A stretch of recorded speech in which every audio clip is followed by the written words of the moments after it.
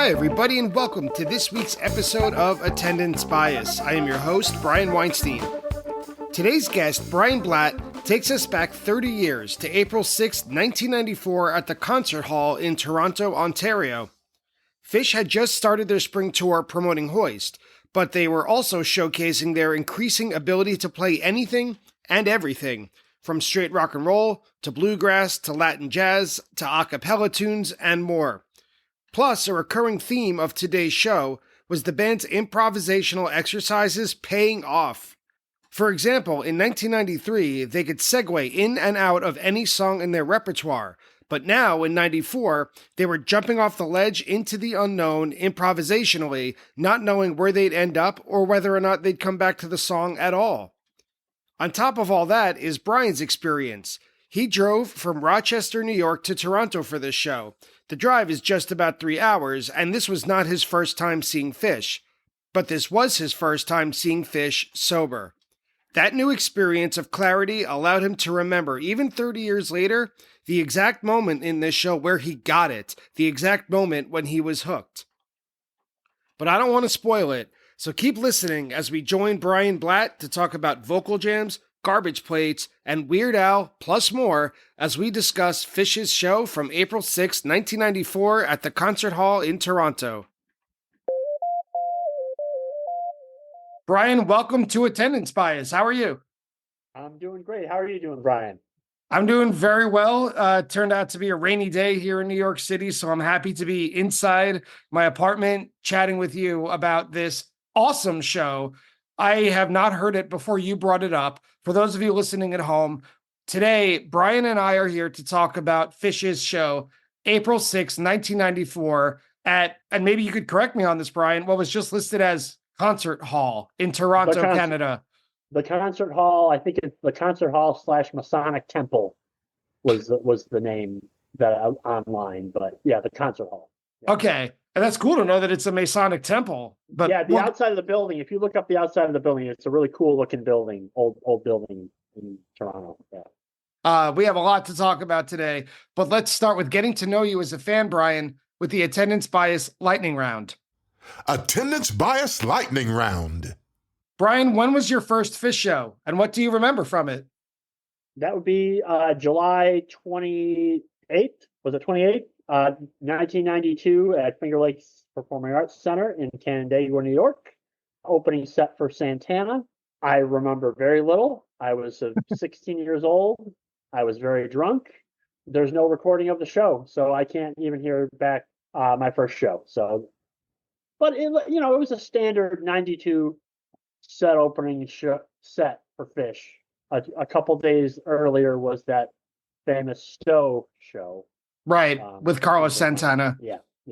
About the only thing I could find from it was there was a website that some guy had put up a couple years ago, or I found it a couple years ago, and he had a clip of Phish sitting in with Santana doing Exodus. And that's about all I can find of a recording of that night. Well, that's good enough for now. I'll have to look online and maybe include that in the show notes, because I've read all about that tour when members of Santana's band would come on with Phish and Phish would come on for Santana's set sometimes. And I've never heard anything with Phish with Santana. I heard the Stowe show, the 25th, that you just brought up. I mean, that lived in my car for like 7 or 8 years, that set, of course, but I've never heard the opposite going the other way. What brought you to the link?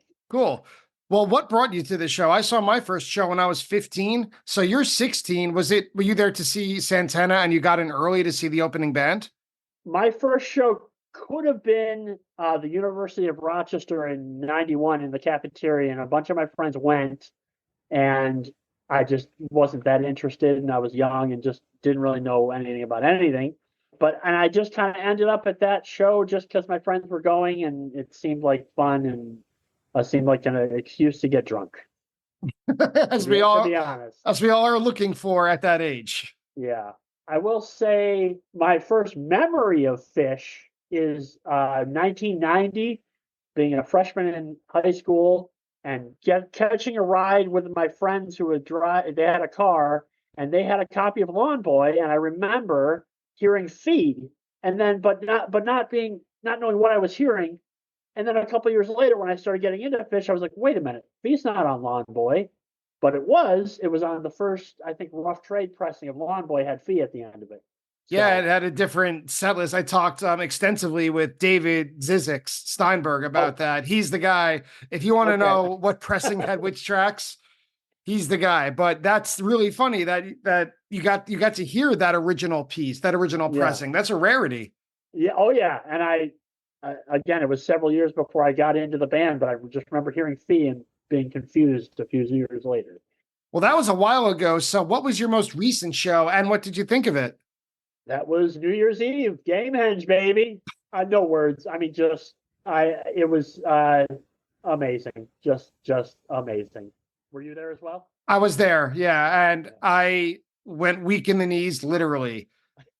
I've never really felt that sensation before. I mean, I've been freaked out by Phish before. I've had overwhelming episodes of joy, many times at Phish concerts when they either play a rarity that I never thought I would hear, or, a certain lick or a guest star comes out, or, any combination, whatever floats your boat. I've felt that many times. But when they started playing that Man Who Stepped Into Yesterday riff, when Trey started playing it with the Andy Golden's line of "It's Time," once it sunk in and I really realized it was happening, I even thought that they were going to play the Lizards and then play Ha Ha Ha after. I was so cynical, like they were never ever going to play it again. I don't want to be hurt. It's a defense mechanism. But once they really rolled it out and started playing it, I really went weak in the knees. My hands were held up to my mouth and I didn't know how to react. I just kind of did my best to let it wash over me and let myself be in the moment without thinking too hard about it at the time. I partially succeeded. Yeah. And that was a last minute. That was 2 a.m, New Year's Eve. I was in Rochester and I looked up I was looking at the set list and I was like, they haven't played a Gamehenge song the past 3 nights. And I immediately booked a flight and paid way too much for a ticket, but I don't regret it at all. Money well spent, though. Yeah. Oh, yeah. So I have to imagine, and this is a bit of a sidetrack, but I have to imagine we're talking about a show in Toronto. Your first show was in Canandaigua, which is near Syracuse. You're talking about Rochester. You must be from upstate or what? I'm sorry, I'm a New Yorker. What upstaters might call Western New York. Yep. The Western Upstate region. Yes. I am in Rochester to this day. I lived in New York for a little bit in 2004. Got to go to the Brooklyn shows, and most of my life I've been here. Yeah, in Rochester. Yeah, Western New York. So unplanned lightning round question, because I went to college in Buffalo and spent a fair amount of time in Rochester. What is your favorite concert venue in Rochester? Large or small, all else being equal. I guess I would, the Bug Jar. It's just a bar. As far as small, that's a cool venue, and larger, Water Street is. Yeah, the Water Street Music Hall, right? Yeah, and which some of my friends saw the Phish there when it was the Warehouse in '91. I didn't catch that one either, but that's probably my favorite middle-sized venue in Rochester. Yeah. Well, you told us about your first show, Discovering Phish, when you were 16, 17-ish. To dig a little bit into your past before then, Brian, who was probably your favorite band before you discovered Phish? What did your musical palette look like? I gave you a little bit of an answer, and I guess it was Van Morrison was probably the first artist that I got really into, and I bought several tapes of his. Also, and the Rolling Stones. I had Hot Rocks, and I also had Weird Al Yankovic in 3D. Oh yeah, and I had the Police Synchronicity. Those were like the 4 tapes my first tapes that I owned. That's a good collection. Yeah, and I didn't know what I was doing. I didn't know, I just kind of was like, this sounds good. My dad had a pretty big record collection, and I sort of inherited that. So I had some cool records there for a while. Yeah, I would say the Stones and Van Morrison were before Phish and the Grateful Dead and that whole scene. But being a big Phish fan, you can't discount Weird Al either. Yeah. I'm a big Weird Al fan, but there's almost like a 1-to-1. Not that every Weird Al fan is a Phish fan, but every Phish fan, I would guess, has a pretty big appreciation for that humor, the music. It's like 1-to-1. It's almost like Zappa's more on the nose cousin sort of thing. I mean, how talented he is, and how his band just so tight, and they would just play these songs so well. I haven't gotten to see him yet, but have you? Oh yeah, several times. Definitely make the effort. I don't know if you want to Okay. pay as much as you did for Phish on New Year's, but if you get the opportunity, it's worth it. Yeah, I figured. I just haven't made the time yet, but Since we're talking about a Canadian show today, well, who's your favorite Canadian musical artist or band? that would be Neil Young. Yeah, Neil Young. I'm going to try and catch him. He's playing up in Toronto coming up soon, so I'm going to try and get up there for that. And I've seen him 4 or 5 times. So And Brian, to wrap it up, what is the weirdest thing you've ever seen at a Phish show? I thought about this a bit, and probably at the Great Went for the Spencer Tunick nude photo shoot. Well, they didn't let anybody have any cameras out there on the tarmac who were in the photo shoot. But I had a disposable camera, and I ran over and gave it to some random lady and said, "Can you take a picture of me and my buddy?" And I ran back over, and as I'm running through this sea of nakedness, one of my coworkers, one of the cooks at this job I worked at, was like, "Hey, Brian, how's it going?" And I didn't recognize him at all because he's naked, I'm naked, and it just didn't make sense. I'm like, "What are you doing here?" So yeah, probably seeing one of my coworkers naked at the Great One. When was this show played? Well, today we have the pleasure, I would even say the privilege, of talking about a show from Phish's Spring 94 tour. There's a lot to dig into. They played a lot in 1994. They played a tremendous amount of shows. Every season, I think, had a tour. So Spring 94, the first one of the year, they had just finished recording Hoist previously. And that'll come into play a little bit later in our conversation. But kind of comparing 94 to 2024, or 30 years difference, as the band has changed, evolved, aged also, it needs to be said. A true spring tour is something about Phish that really hasn't become a common courtesy. We don't see a lot of spring tours anymore. And if they are, they're like 8 shows or 10 shows in 3 cities. It's always multi-night runs. Nothing like this tour, which was like cross country. The 1994 tour, the Spring 94 tour, was 45 shows. They have a rule as a band now that they don't play more than 50 in a calendar year. I didn't know that until very recently. I didn't know they actually had like a set thing where they said they're only, yeah. Yeah, I believe when they got back together, I'm taking this from a Rolling Stone article I read years ago, that was Page's rule, that Okay. he wanted enough time to be with his family and everyone wanted time for solo tours. So they just put a hard number on it that Yeah. 50 shows sounds good enough. But this Yeah. tour alone, Spring 94, was 45. It started April 4th, close to the show that we're talking about, in Burlington, and it ended all the way in May, the end of May, Memorial Day weekend, at the Laguna Seca Raceway in Salinas, which is Northern California. A show I have on tape, which I believe, I'll double check this in the fact check, Les Claypool came out as one of the guests during it. So Hoist was also released, it should be noted, March 29th, right before the tour commenced, right before it started. So it seemed like you couldn't go more than 2 shows without hearing 3 songs from Hoist. Like you Yep. better have Yep. known those songs. I mean, they weren't all debuted on the album, of course, but if you didn't know the Hoist songs before the tour started, you knew them before they ended. And we talked about this a little earlier when you mentioned that the concert hall in Toronto was a Masonic temple. The band, by the spring of 94, certainly by the end of the year, had mostly made the leap from large clubs to amphitheaters. If they were dipping their toes into high level, like upper level theaters in maybe 93, they were maybe shin deep or knee deep, depending on where they were playing. So they would play places like Walnut Creek, Great Woods, Jones Beach, SPAC, that they would never leave. Yeah. And it seemed like this tour was the last chance to see Phish in like a very small venue. If you really wanted to say, I saw them when, the spring tour seemed kind of the last opportunity to do so, with exceptions here and there in the future. But because by the end of the year, they would be playing arenas along the I-95 corridor, culminating in Madison Square Garden and Boston Garden for the New Year's run. It seems like Phish's growth and their popularity was gradual when you look at it, when you take the long view from like 1989 to 1995.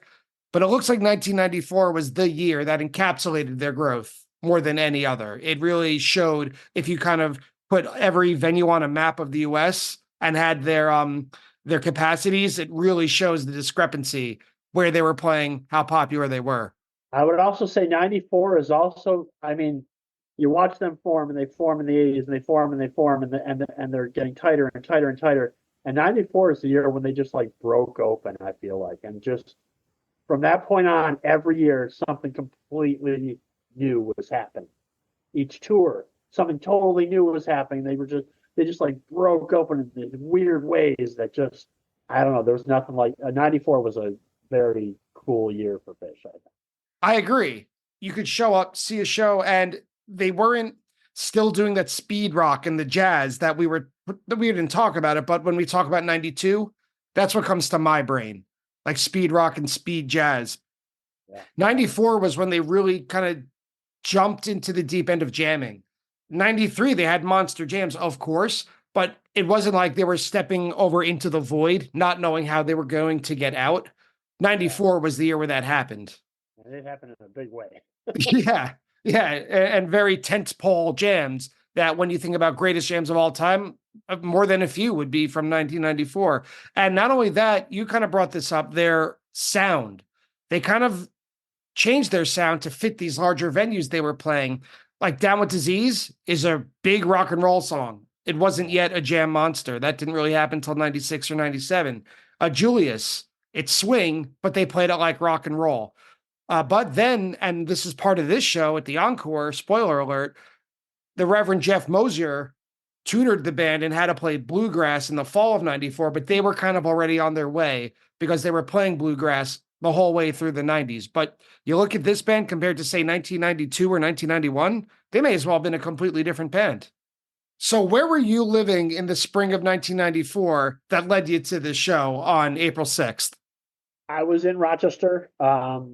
I guess at that point I was about I'll say this. I'm also a recovering alcoholic and addict. I was about 3 months sober at the time.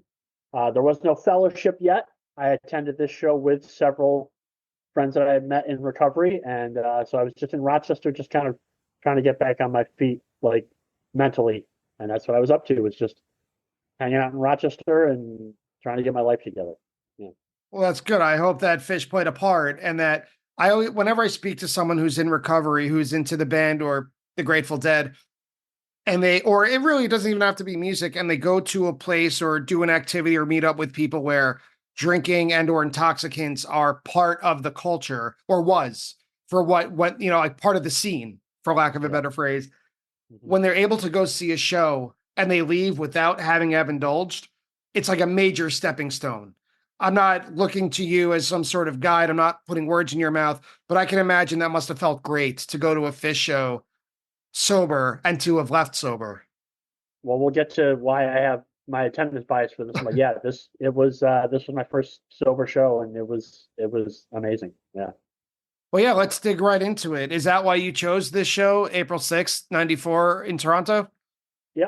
Well, it was my first sober show. It's the one I remember of those old shows, the one I remember the most, obviously. And it was the show that hooked me, like, for life. Like, I mean, where I got it, I can hear on the tape the exact moment.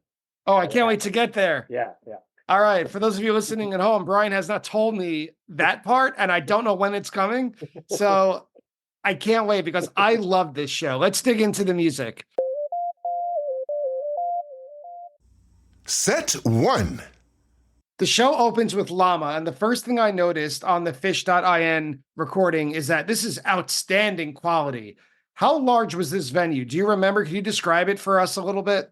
Yeah, I mean, I think you said, around, I think, 12 to 1,500. It was just a square box, and there was a tiny little balcony with about 2 rows of chairs, and we were up in that little balcony. So it was just a little box that just fit, around 1,000, maybe a little more, 1,200 people. And I remember we drove up to Toronto that day. I was in shorts, Birkenstocks, short sleeve shirt. It was 60 degrees when we left Rochester. We got to Toronto. It was supposed to be at the Palladium, and they moved the venue because the night before the New Kids on the Block played, and apparently there was damage to the venue, and so they moved the show. So we made our way. We saw some hippies outside. Like, oh yeah, it's over at the concert hall a couple blocks away. We figured it out. Got over there.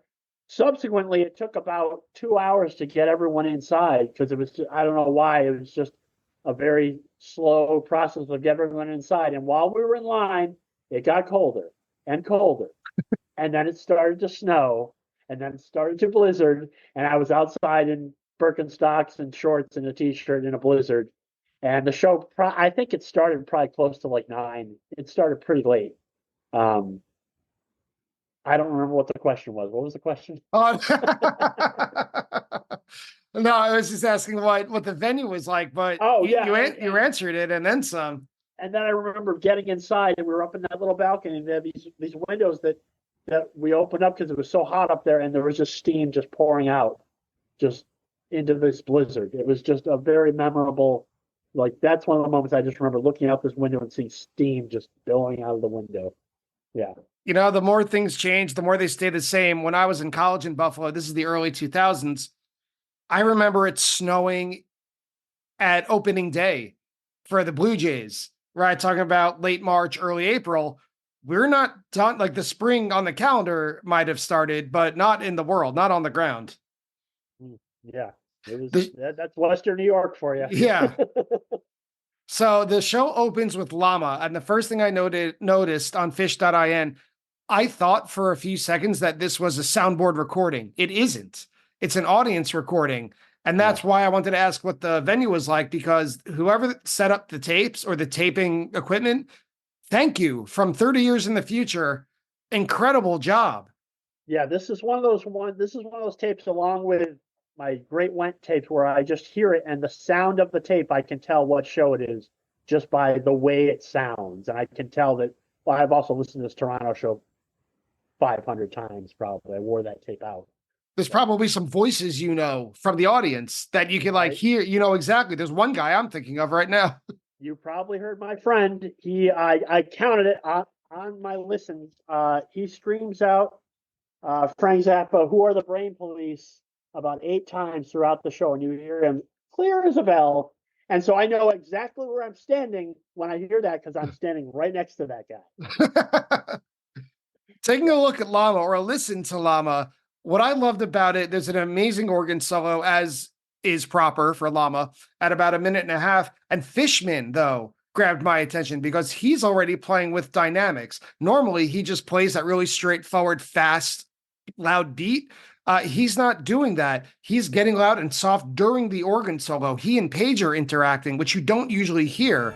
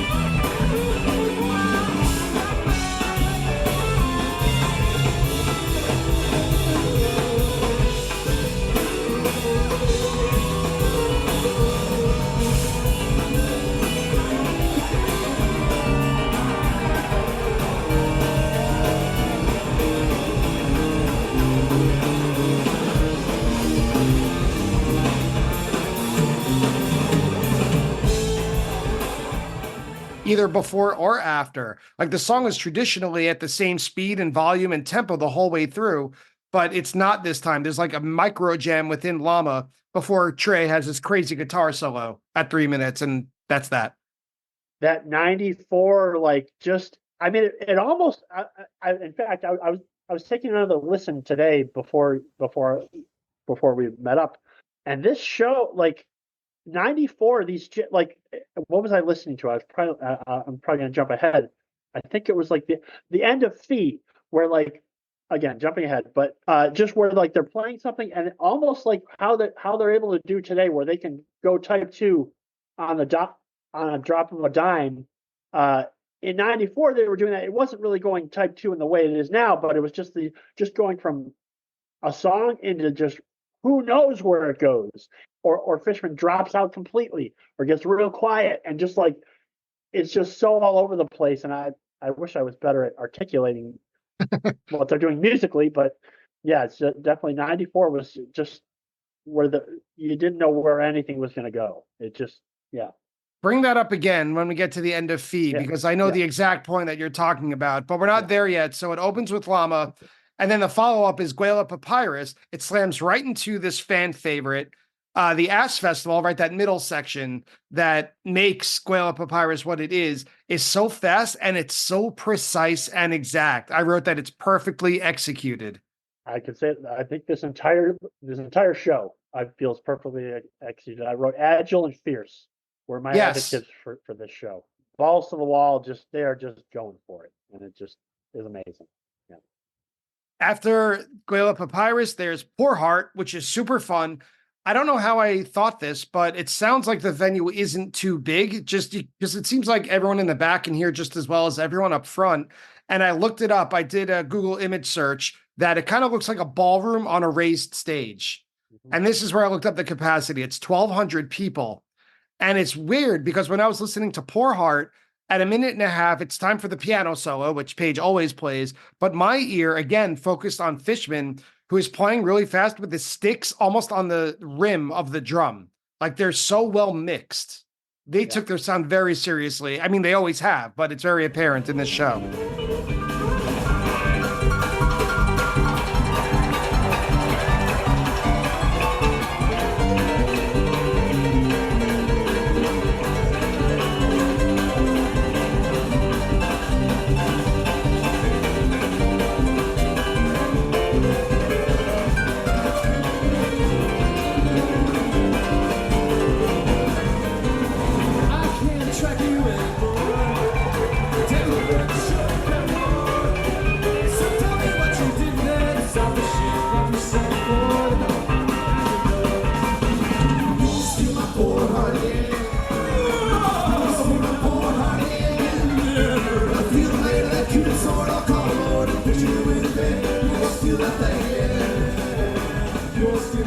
Yeah, and just I feel so lucky of like these 94 shows, like a show like this that sounds great, as opposed to like you get to the late 90s and some of those big venues, it just we lose so much in just the boominess of giant venues, you know. So far it's Llama, Guela Papyrus, Poor Heart, and then Stash. I don't know if anyone's noticed this. I think you did. But this is all from A Picture of Nectar. Yep. Right? Yeah, me too. It's my favorite album, my favorite studio album. And I wrote, the first thing I wrote when they started Stash, I wrote, this is where things could get interesting and out there, especially in 1994. Buckle up when they start Stash. You hear the beginnings of Fishman losing the woodblock battle to the Claps, but he's still trying to hold on a little bit. But he's losing the battle. Yeah, they're almost equidistant. It's like a war of attrition at this point between the Claps and the Woodblocks. I had that same thought today because, like you, I listened to this show earlier in anticipation of our conversation, and I heard the Woodblocks and the Claps, and I always thought that the Claps started at the Beacon Theater shows, which were a little bit later on this tour, April, I think, 14th, 15th, and 16th. 15th, 16th, 17th in New York City. Yep, a tax day. Right, tax day. But obviously that's not the case. The Claps were coming around sooner than this. Yeah. I mean, I think maybe even in the late 93, you might have heard. I'm not sure exactly, but it's definitely around this time when he starts relinquishing that section to the audience. Yeah. The way I put it, I wrote, people are clapping, but tentatively. Yeah, like they're like testing it out. Is this cool? There's a really awesome groove in this Stash at about 5.5 minutes with Fishman on the China cymbal. and the rest of the band in this weird time signature that I couldn't figure out. Big stomping. This is when you say they can go type 2 on a dime. This is kind of what I was thinking, that once a band member gets an idea in his head, he does it without thinking twice, and then he does it again and repeats it until someone else in the band latches on, and now it's a jam.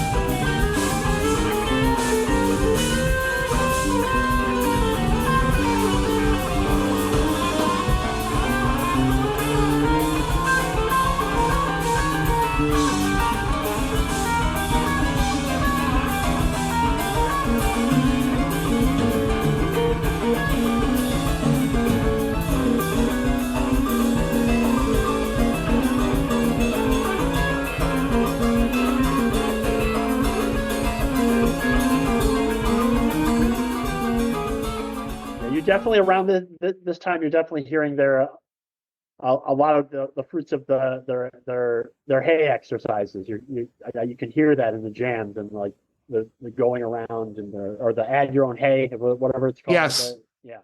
It's like a trust fall, basically, 4 different ways. Yeah. And they're there to catch each other every time. I even thought while listening to this Stash that I couldn't wait to hear how they rein it in, because unfinished songs were not that common yet. In 94, they always made the effort to close the song, and I couldn't wait to see how they would do it. And they did at 10 minutes.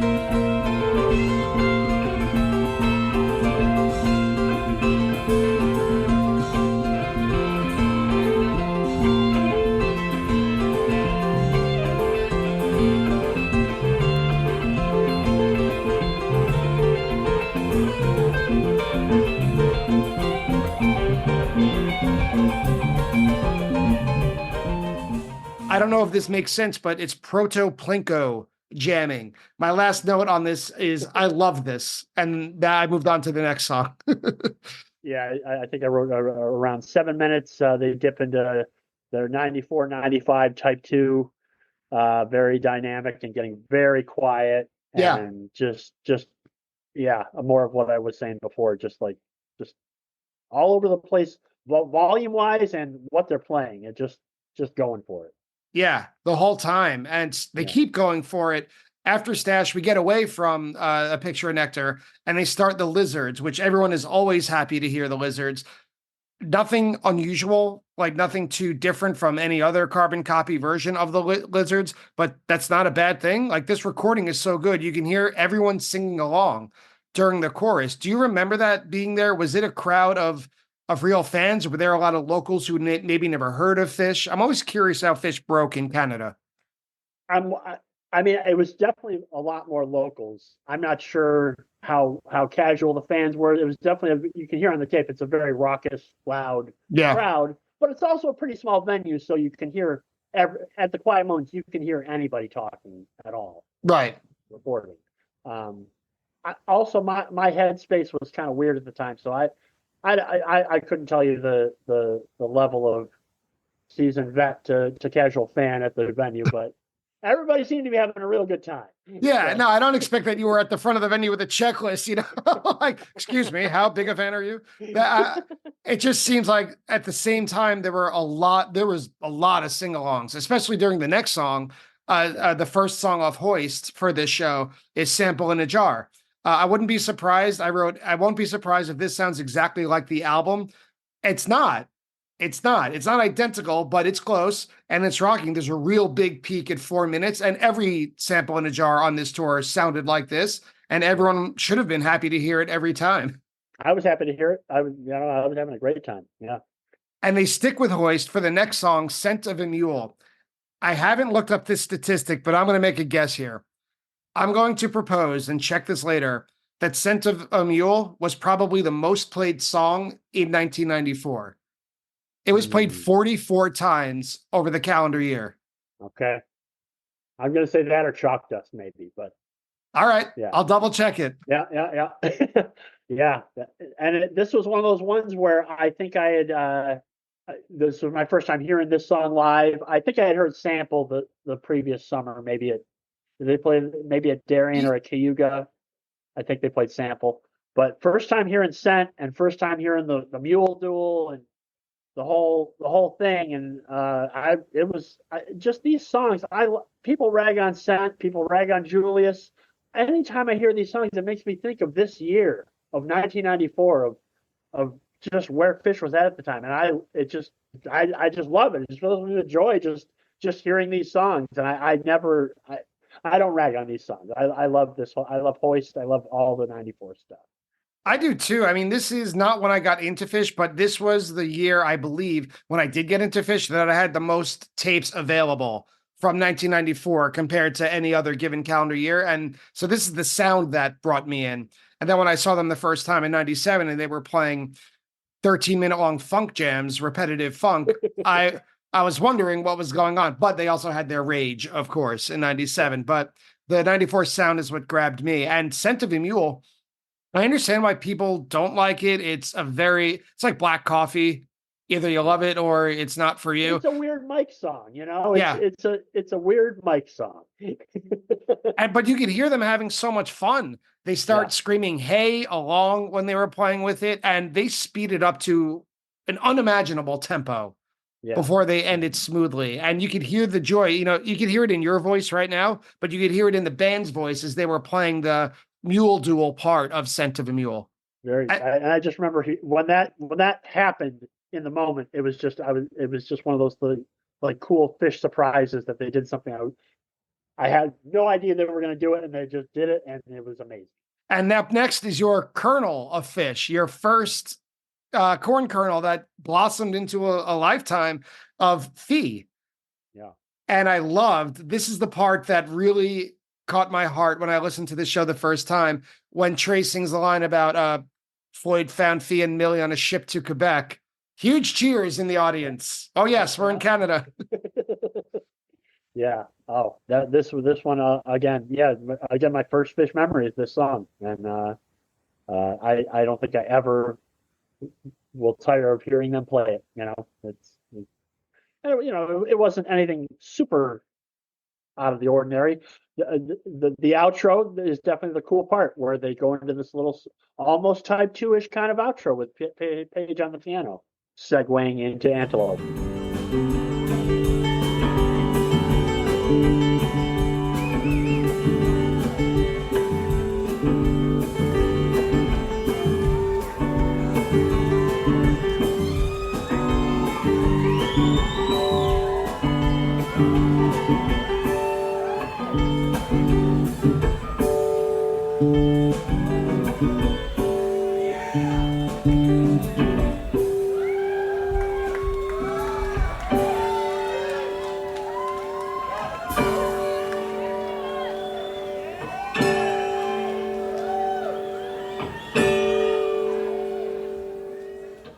It's Paige on the piano, and it's Trey playing kind of a muted chord that's all the way high up on the guitar. Yeah. And like, so they joined together, and that's when you were touching on this earlier. And I thought, this is the part, this reminds me of 1994 that I already expressed, that a band member had an idea. Then like 4 bars later, it's a new jam that no one's ever, including them, have ever heard before. Yeah. Yep. And it felt, as I was listening to that fee again, that part where he's just doing those like hits, where the Page and Trey are doing those hits, that could have gone into some crazy, today, if they were doing that today, it could go into a 20-minute jam or some, it could go anywhere, Yeah, and they did that in 1999. There would be fees that would be extended at the very end. Yeah. But you mentioned that it was kind of a bridge, that little jam, a bridge into the set closing Run Like an Antelope.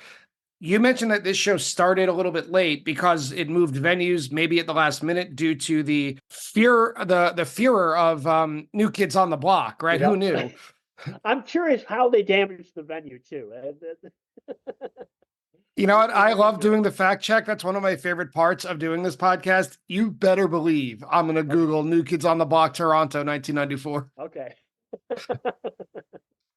I might come up with nothing, but we'll find out. Maybe. Cross your fingers. But what I noticed with this Run Like an Antelope, we're already at the end of the set. The show started later than it should have. When you chose this show, and I just kind of gave it a once over, just a look at the set list, both sets are just about an hour. This is a short show, relatively speaking. I never even thought about that, but I didn't even think of. I've never thought about the length of this show because it's such a perfect memory to me, and it was just perfect experience and show, everything about it. One of those ones where I never thought about the length, Well, it's of another era. It's not, these days, and I've said this already too, not today, but in other episodes, you could go to a show and literally set your watch. I do this because I go to a lot of shows at Madison Square Garden. I look at what train times are going to be coming home around 11:30, 11:50, because I know they're not going to be playing much past then. And like, you could do that at any venue in 2024. But for people who haven't been in the 1.0 or even 2.0 era, a set break could be an hour long. Yeah. A first set could be an hour and 20 minutes, and a second set could be 58 minutes. It was not as predictable or as streamlined, I guess I could say, as it is today. But this Antelope, one thing that's remained the same, it is a set closer. And I like that in the middle of it, they're all whistling their parts, which is really funny.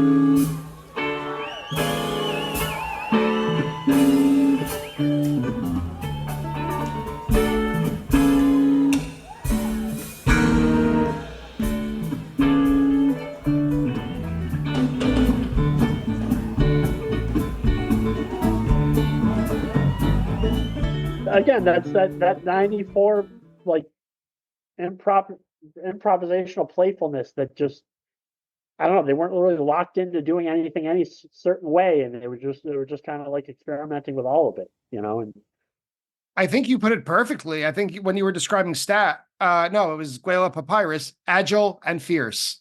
Mm-hmm.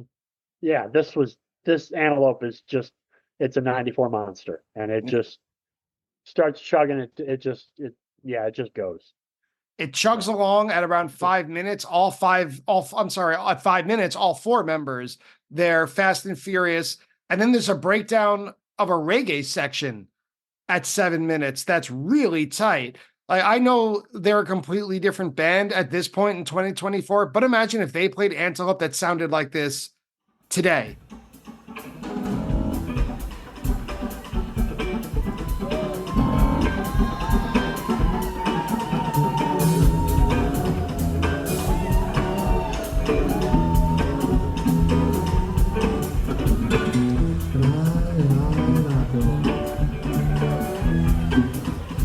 poco escuándolas.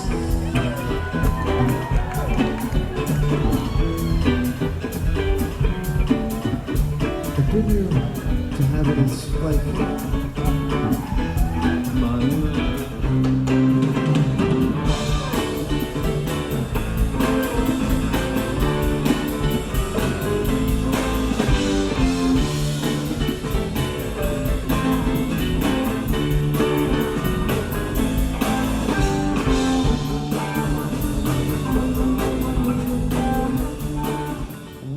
People would be calling it one of the best antelopes ever.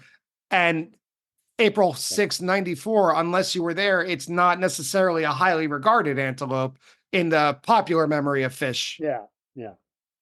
It's business as usual. It must have been blazing hot in the venue by the set break, right?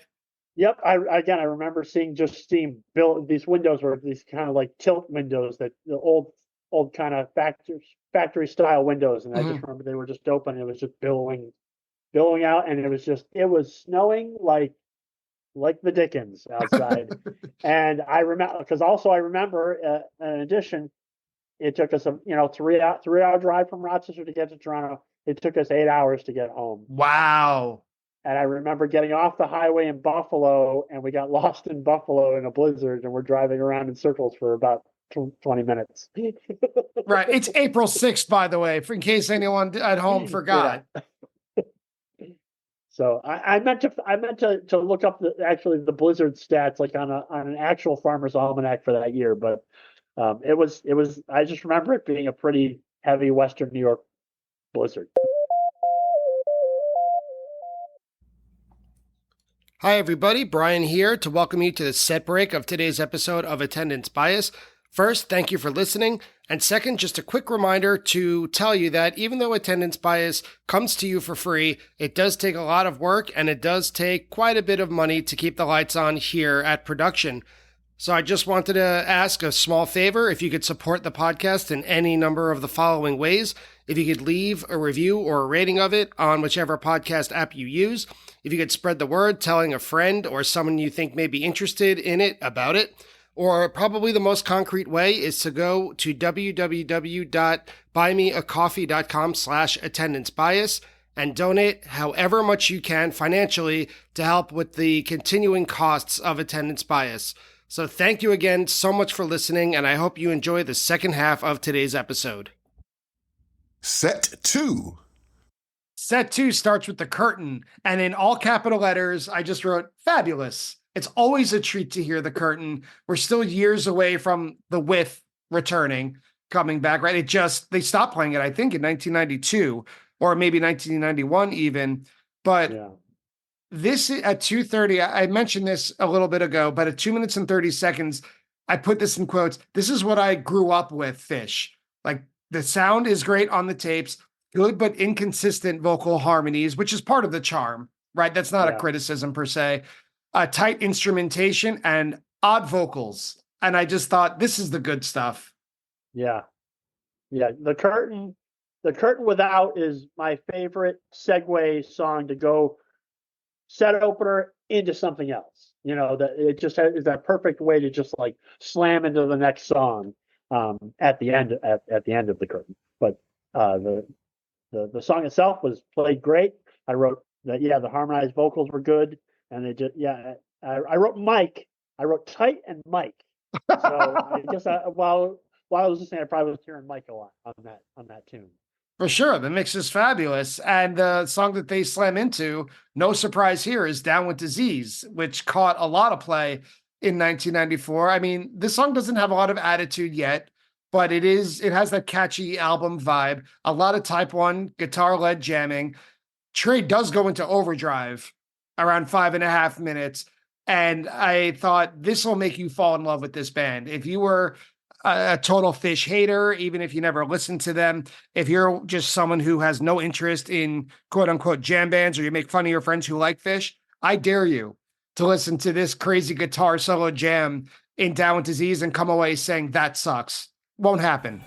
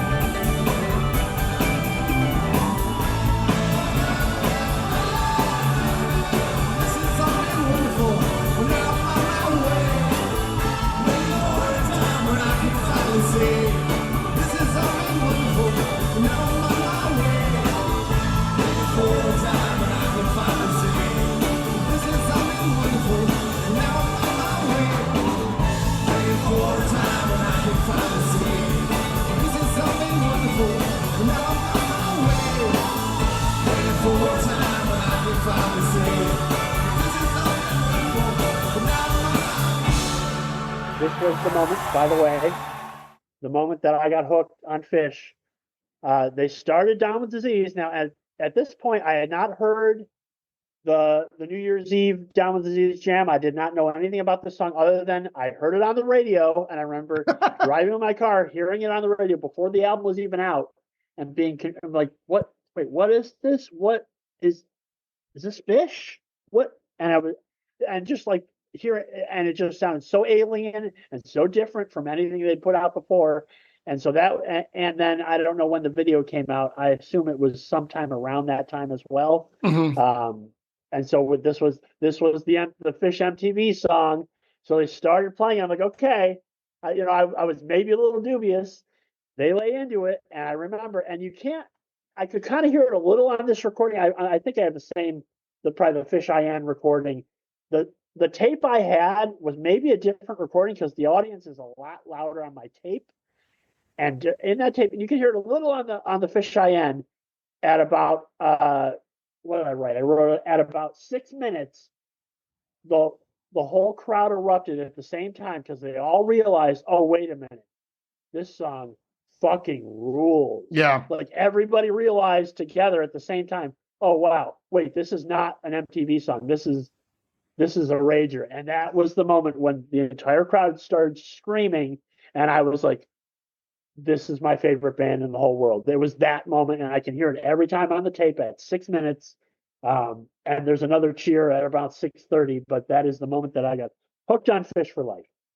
So. For those of you at home who can't see, Brian right now puts both of his hands up and he's pointing at his desk just to punctuate every point he's making. And we've all been there. I wish we could all remember that moment that we all got it with such clarity. Yeah. You know, what a gift that would be. And I can hear it. I know the exact moment. And I still remember my mindset at the time. Just my mind just exploded. It was amazing.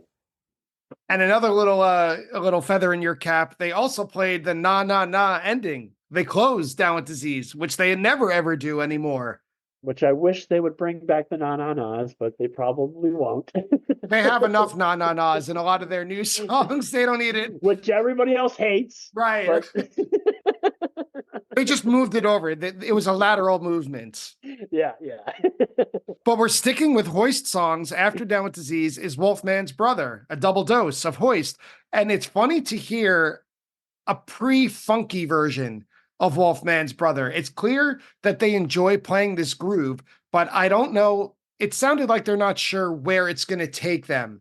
I think they try and push it a little bit. They keep this like Shirley Temple background vocal jam, but they don't really modulate the song itself at all. They just kind of keep playing Wolfman's Brother for about 4 minutes. And you could tell there's something there. They just haven't turned the corner yet. Yeah, and they just kind of just like sort of like plinks along, and it just starts to kind of fall apart at the end there. And which I feel like, and it's not a bad thing that they just kind of let it just kind of fall apart and fall apart into sparkle. Sure, yeah. Right. Yeah. I get it, right. I wrote that maybe they're not feeling the jam in Wolfman's Brother, so they pivot to one of their fastest songs in the catalog. Sparkle is typical Sparkle. If you love it, you should listen to it. If you don't, there's nothing you're missing. But the highlight of the show for me, from an improvisational standpoint, their Stash, of course, but Mike's song is next. And that's what grabbed me the most. My thought after listening to this version of Mike's song, the last word I would normally ever use to describe it is delicate. I don't usually describe Mike's song as delicate because we've been conditioned that it's this jam rock monster with power chords and the ending is it's so triumphant. But this reminds me, this version, that this song wasn't always just raw power chords and aggression, that it's a very specific song. They have room to play with it. There's space in this song. Yeah. In its original iteration, I should say.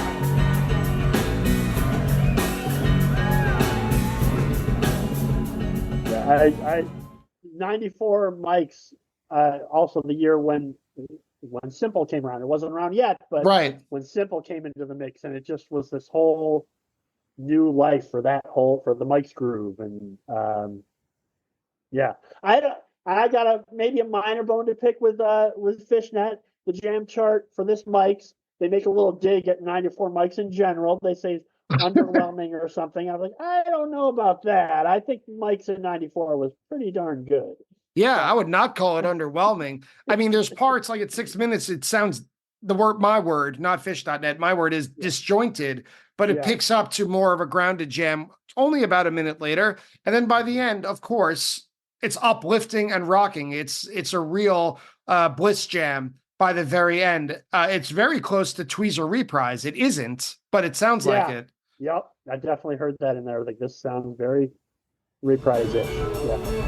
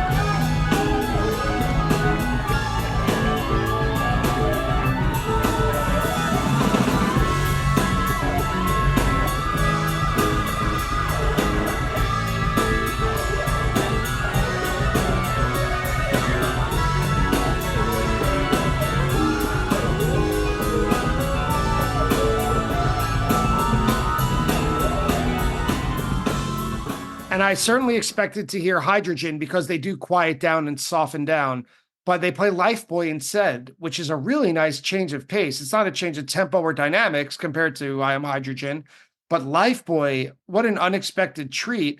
And this is where your buddy is, because there were so many screams and loud fans. Yeah, I noted all the points where he screamed, and you can hear him during Lifeboy, I believe. Yeah, which also I'll say, they've done 3 Mike's Lifeboy Week of Hogs. I've seen 2 of them. One of them was MGM 2018 Halloween run, and then Deer Creek 96, and then this show. So I've got 2 or 3 Mike's Lifeboy grooves under my belt. Perfect. So next time they play Rochester or Buffalo, or if you make the plan, if you take the flight to come down, next time they play it, I'll know you'll be there. Yep. And it's not an extensive Mike's groove, because after Mike's and Lifeboy, they close it traditionally with Week of Paw groove, high pitch Machine Gun Trey starts off the jam at about 2.5 minutes. And the rest of the band is just holding steady until they start to get dissonant. And this trend that we keep seeing, this jamming style of one band member, I think it's Mike in this case, does something weird and plays an off note. I don't mean off because he intended to do it, but it doesn't jive with the song as part of maybe a jamming game. You mentioned was it Provide Your Own Hay? That's not it. The hay hole. Add your own hay. Add your own hay, something like that. It sounds like Mike did something like that at around 3 minutes and 20 seconds as some sort of jamming technique. Do anything you want. See if the rest of the band can keep up with you, and they do. I miss the vocal jams in Wikipog that they used to do. Yeah, in the early 90s, and that'd be cool if they brought those back too. But we'll see. Yeah. A lot of people have mixed feelings on vocal jams too. That's true. You know what? I do, but not during Weekapog, only during You Enjoy Myself. That's time for me to go to the bathroom. If it's closing the set, I can go to the bathroom during the You Enjoy Myself vocal jam and be back for the encore. Okay. And no, I'm not really missing anything. But if they did a vocal jam during Weekapog, and especially I really like it during Sneak and Sally, I'm not moving an inch. Yeah, Sneak and Sally jam. Yep.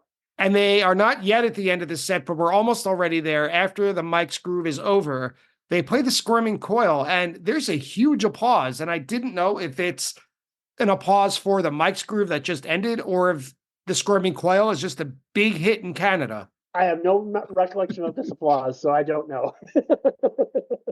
I think everyone was just having a good time, maybe. Yeah, well, that's, all of the above, maybe. That's a can't miss answer for sure, Yeah, that everyone was having a good time. I did like, though, at the end of the Squirming Coil, because this doesn't happen really much anymore either, is when it's time for Page's solo, the whole band fades out. They don't just stop playing. They all slow down and they all fade away.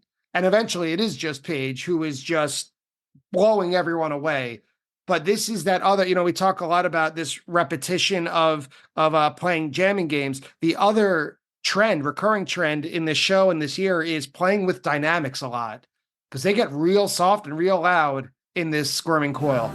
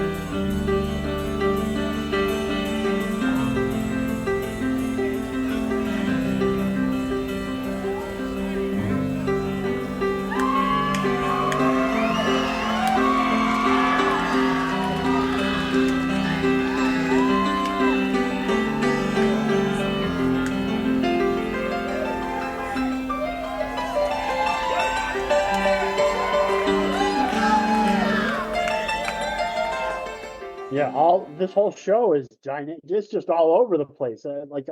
Every other song, it just seems like they're just bringing it way down and bringing it way up. And yeah, yeah.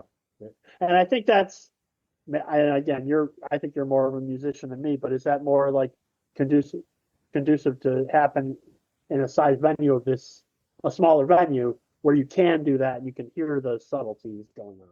I think that's part of it. I mean, they certainly, if they're playing Madison Square Garden or SPAC or one of these enormo venues, they could still do that stuff because they have, probably the best monitor system available to hear each other. Yeah. But I think the difference in a venue like this, the concert hall or any number of ones in 1994, is they get a different reaction from the crowd.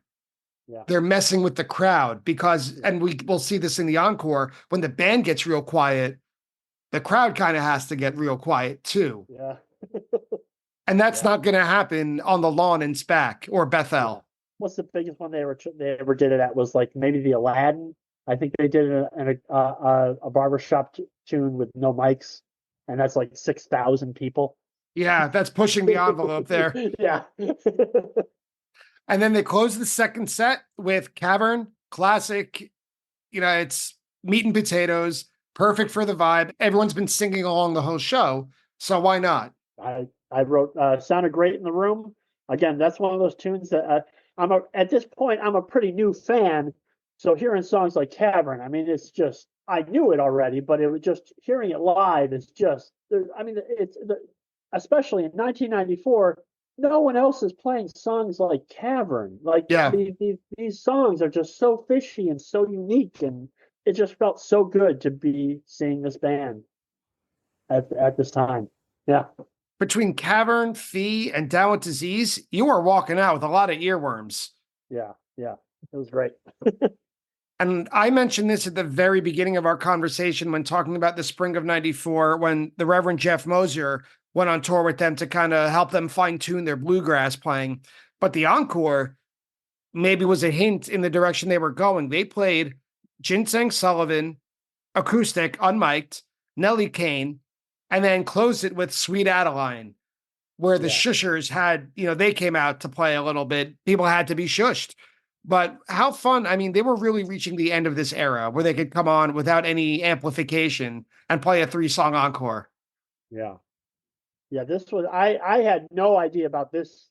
I mean, I knew that they had some bluegrass stuff and like, Uncle Pen and And they played Poor Heart in the Poor show. Heart and but these well, I guess they had been playing ginseng maybe a little bit in '93. I'm not sure, but playing acoustically and on bluegrass instrument. I think Fishman had the The Madonna Madonna washboard. washboard. Yeah, but I believe at some of these shows he also in later times has had Fishman play mandolin. Maybe I've seen him playing He mandolin. does, yeah. And he Okay, actually did it in Halloween '95 when they came on for the encore and played My Generation acoustic. okay, Fishman was playing the mandolin. that's what it was. Because this show, okay, and I don't know if you heard this on the tape, and I sent you that sort of remastered encore to try and you could hear it a little better. But during Nellie Kane, you hear a guy say, "Do it on your head," and another guy goes, "It is on his head," which refers to Mike took his upright bass and put it on his head and was playing an upright bass on top of his head, but kind of on his shoulders. And when the guy said, "Do it on your head," he actually took it and the little curved thing on the bass, he put it over his head and was wearing it like a hat on his head. And so that's what that was referring to. If you can hear it on the tape, it's very quiet. So that was very interesting. And so I have to ask, you said how long it took you to get home due to the weather. You must have seen the sunrise as you got back to Rochester, right? Yeah, I think so. Yeah, I remember it. Well, it was still probably a blizzard, but I think I remember like it getting light in the sky when we finally got home. Yeah. And my understanding is that they're no longer in business as of this recording, but I would imagine this would be the perfect night to end with a couple of garbage plates from Nick Tahoe's. I believe. Oh no, I think Nick's is still. I think they're still Is it? kicking. Yeah. Oh, good. Thank God. Nick's is not my favorite though. I'm going to give a shout out to Dogtown. They're my favorite garbage plate in Rochester, but everybody's got their own favorite. Of course. Well, Brian, thank you so much for taking the time to talk about this underappreciated or at least unknown show to me, at least, April 6th, 1994 at the Concert Hall / Masonic Temple in Toronto. We covered a lot of ground today, but what I think I'm going to remember most about this episode and our conversation was just, let me use the phrase, unfettered joy. Just the excitement as if this show was played yesterday. I told you off mic that I could kind of tell a little bit about a person by the notes that they write down, that I could tell a little bit about their personality by how they write. The energy that you put into your notes came out 100-fold in our conversation. And I want to go back and listen to this show again. It's a 2-hour show. You could put it in your pocket and listen to it at any time. This is my favorite band, and they still give me just as much joy today as they did. I can't wait to be in Great Woods in a couple months and see them. And just that one thing I also say is that and people ask me what my favorite Phish show is. I'm like, my favorite Phish show is the one that I'm at where they're playing for me right in that moment. And that's just, I feel so lucky that they're still around and still playing as well as they're playing. And it's just amazing. And that's it for today's interview with Brian Blatt.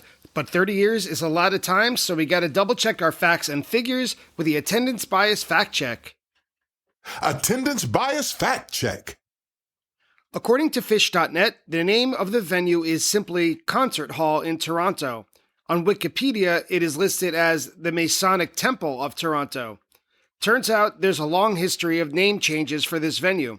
In the 1960s, it was known as Club 888 and then the Rock Pile. On Wikipedia, there is an extensive chart of almost every concert held there and the name of the venue at the time each show was held. The recording of members of Phish playing on stage with Santana at Brian's first show, July 28, 1992, at the Canandaigua Performing Arts Center is in the show notes. Check out that website. A little bit of Rochester, New York history. Brian mentioned that he could have seen Phish earlier than his first show at a show they played at the University of Rochester in 1991. That show was played on April 20th, 1991 at the Douglas Dining Center, as Brian mentioned, in a cafeteria. Phish played 2 full sets, including the debut of Setting Sail, the kind of spoken word poem song which closed the first set. Later that year, at another show his friends went to, Phish played the Warehouse, as it was known at the time, on September 27th, 1991. That show featured several secret language signals and the debut of my favorite song, Glide. The last show of the spring 1994 tour was on May 29th, which was the second day of the Laguna Seca Days Festival. Phish also played the festival the previous night, May 28th, which was when Les Claypool sat in with the band. He did not sit in on the 29th. The Phish shows at the Beacon Theater toward the start of this 1994 spring tour were on April 13th, 14th, and 15th. I guessed that Scent of a Mule was the most played song of 1994 as it was played 44 times. Brian put in a guess for Chalkless Torture. It turns out that neither of us was correct. Sample in a Jar was the most played Phish song of the year at 72 times, or in other words, 57% of all shows. Credit goes to Twitter user Mad River Toaster for pointing me in the right direction for that fact check. And despite my best effort, I could not find any contemporaneous news reports about the damage done to the Palladium in Toronto by the New Kids on the Block concert. In fact, the more specific my search became with dates, the word Phish, the only relevant results were Phish.com and Phish.net articles about this show, today's show, being moved to the concert hall. Nothing about the New Kids on the Block show or the damage done to the venue at all. And that's it for today's episode. I'd like to thank Brian Blatt for joining me today, Phish.net for its help with the fact check, Phish.in for the amazing recording used in today's episode, Mad River Toaster for help with the fact check, as well as the Mockingbird Foundation for everything they do to help with music education for children. If you enjoy Attendance Bias, please support the show. You can leave a rating or a review of it at any podcast app that you use, and you can visit www.buymeacoffee.com/attendancebias and donate anything you can. Thank you so much for listening, and I'll see you next time on Attendance Bias.